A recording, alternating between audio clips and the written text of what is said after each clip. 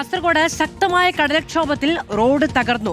ചേരങ്കൈ കടപ്പുറത്തിന് സമീപത്താണ് സംഭവം. 200 മീറ്ററോളമാണ് റോഡ് തകർന്നത്. നമുക്ക് ആ ദൃശ്യങ്ങൾ കാണാൻ കഴിയും. അരുൺ പൂപ്പറമ്പ് വിവരങ്ങളുമായി നമ്മളോടൊപ്പമുണ്ട്. തിരയടിച്ചു കയറുന്ന ഇടത്തെ ആ റോഡ് പൂർണ്ണമായും തകർന്നു പോയിരിക്കുന്നു. ഒരു ഭാഗത്ത് ചെല്ലുമ്പോൾ ആ റോഡ് ഇല്ലാതെ പോകുന്നത് നമുക്ക് കാണാം. ഇവിടെയൊക്കെ ഈ സൈഡ് ഭിത്തിയൊക്കെ തകർന്ന് ടാറിന്റെ ഒരു വശമൊക്കെ നമുക്ക് കാണാൻ കഴിയുന്നതെങ്കിൽ കുറച്ചുകൂടി മുന്നോട്ട് പോയാൽ റോഡേ ഇല്ല എന്നൊരവസ്ഥയിലേക്ക് എത്തിയിരിക്കുന്നു എന്നാണ് നമുക്ക് മനസ്സിലാക്കാൻ കഴിയുന്നത്. അരുൺ പൂപ്പറമ്പ് വിവരങ്ങളുമായുണ്ട്. അരുൺ, വലിയ കടൽക്ഷോഭമായിരുന്നോ?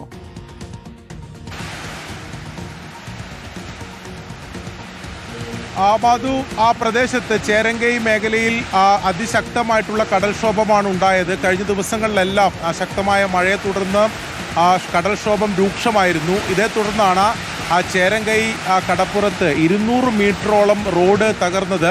അത് 2 ഇടങ്ങളായി. ഒന്ന് നെല്ലിക്കുന്ന് ഭാഗത്ത് നിന്ന് വരുന്ന റോഡാണ്, ചേരങ്കൈയിലൂടെ കടന്നു പോകുന്ന പ്രധാനപ്പെട്ട റോഡാണ്. കാസർഗോഡ് നഗരത്തിലേക്കൊക്കെ തീരദേശവാസികൾക്ക്, ആ പ്രദേശത്തുള്ളവർക്ക് പോകേണ്ട റോഡാണ്. ആ റോഡാണ് 200 മീറ്ററോളം കടലെടുത്തു പോയത്. എന്തായാലും അതിൻ്റെ ആ ഭാഗത്തുള്ള നാട്ടുകാർ, മത്സ്യത്തൊഴിലാളികൾ ഉൾപ്പെടെയുള്ളവർ ഒറ്റപ്പെട്ടു പോയി പറയാൻ. കഴിഞ്ഞ വർഷവും സമാനമായ മഴക്കാലത്ത് കടൽക്ഷോഭം രൂക്ഷമായിരുന്നു. ആ സമയത്ത് തന്നെ പറഞ്ഞിരുന്നു ഈ റോഡ് പൂർണ്ണമായും തകരും, അതിന് വേണ്ട മുൻകരുതൽ നടപടികൾ സ്വീകരിക്കണമെന്ന് ആ പ്രദേശവാസികൾ ആവശ്യപ്പെട്ടിരുന്നു. പക്ഷേ അധികൃതരുടെ ഭാഗത്ത് അത്തരം നടപടികൾ ഉണ്ടായില്ല എന്ന പരാതി കൂടി ആ നാട്ടുകാർ ഉന്നയിക്കുന്നുണ്ട്. എന്തായാലും ഇപ്പോൾ ഈ കാസർഗോഡ് ടൗണിലേക്ക് ഉൾപ്പെടെ വരുന്നതിന് വേണ്ടി പ്രദേശവാസികൾക്ക് പ്രധാനമായി ഉണ്ടായിരുന്ന റോഡാണ് ഇപ്പോൾ 200 മീറ്ററോളം കടലെടുത്ത് കടൽക്ഷോഭത്തിൽ പോയത്.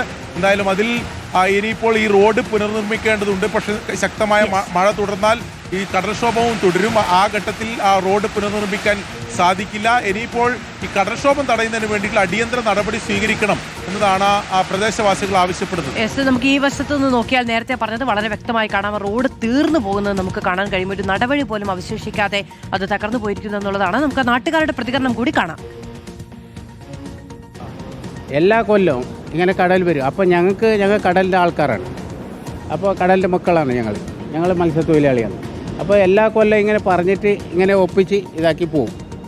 അപ്പോൾ ഞങ്ങൾക്ക് പറഞ്ഞാൽ ഇവിടെ 10-500 വീടുണ്ട്. ഇവിടെ സുഖമില്ലാത്ത ആൾക്കാരുണ്ട്. ഞങ്ങൾക്ക് ടൗണിൽ പെട്ടെന്ന് ഒരു എമർജൻസി ആയിക്കഴിഞ്ഞാൽ ഇവിടെ റോഡും ഇല്ല. ഇവിടുത്തെ ഇത്ര കാലമായിട്ട് ഒരു നടപടി ഇവിടെ കാണുന്നില്ല. ഇങ്ങനെ വരും, നോക്കും, ഇത് ജിയോ ബാഗ് പറഞ്ഞ് അന്ന് അവരോട് ഞങ്ങൾ ഇത് ഇടുമ്പോൾ പറഞ്ഞ് സ്ട്രേറ്റ് ആയിട്ട് ഇട്ടുവന്നു. അവർ അതിൽ കൂട്ടാക്കാതെ അവരിങ്ങനെ അതിട്ടതാണ് ഇത് പോകാൻ കാരണം ഇതുവരെ.